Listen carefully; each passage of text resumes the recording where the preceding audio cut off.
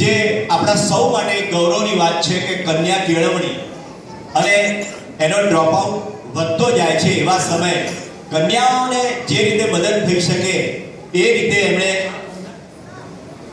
સરકારી કન્યા શાળા બ્રાન્ચ નંબર 1 અને બ્રાન્ચ નંબર 4 ની 700 બાળાઓને ઉઘાડા પગે જવાના બદલે બૂટ મોજા અર્પણ કરીને એ સારી રીતે શાળાએ જઈ શકે અને શિક્ષણ મેળવી શકે એવું એક ઉમદા કાર્ય એમણે કર્યું છે. મુખ્યમંત્રી શ્રીના મહિલા સશક્તિકરણ અને કન્યા કેળવણીના અભિયાનને પ્રેરક બળ મળે તે માટે સરકારી પ્રાથમિક શાળાની એક કન્યાને દત્તક લઈ 12મા ધોરણ સુધીના સંપૂર્ણ ખર્ચને ઉપાડી લેવાની જવાબદારી એમણે અદા કરી છે. અને આવા ઉમદા કાર્યો બદલ ધી મેસેજ પરિવાર પાલનપુરના હરેશભાઈનું સન્માન કરવા જ્યારે જઈ રહી છે ત્યારે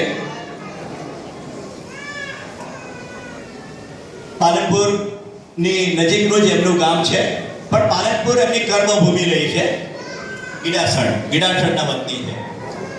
તો એક સામાન્ય પરિવારમાંથી એક ખેડૂત પુત્ર થઈ અને એમણે આવા ઉમદા કાર્યો એક ભેટ ધરી છે અને આપણે અપેક્ષા રાખીએ કે એમનું આયુષ્ય લાંબુ રહે અને આવી જ સેવાઓ પાલનપુર માટે કરતા રહે.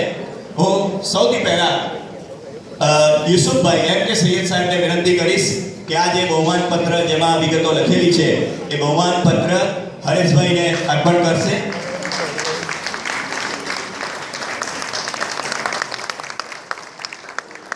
આપણે જોરદાર તાળીઓથી એમનું અભિવાદન કરીશું. અને યુસુફભાઈએ જેમ કહ્યું એમ આખો દેશ ભગવાન ભરોસે ચાલતો હોય, ધી મેસેજ તો બે ભગવાનના ભરોસે ચાલે છે. અને એટલે એમને ફૂલ નહીં તો ફૂલની પાંખડી ભગવાનભાઈ મુલાણીને વિનંતી કરીશ કે એક ચેક એમને અર્પણ કરી અને એમનું બહુમાન કરશે.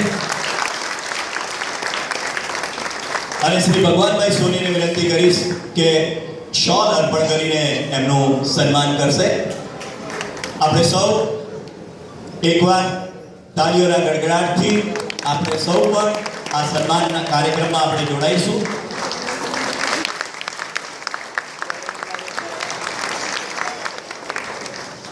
ખૂબ ખૂબ આભાર. આ પ્રસંગે યુસુફભાઈની એક કૃપા છે કે પહેલા કાર્યક્રમથી ધી મેસેજના પહેલા વર્ષથી આજે આ 14મા વર્ષમાં પ્રવેશ સમય પણ મને પણ આ રીતે અહીં આવી અને કંઈક કહેવાની તક આપે છે.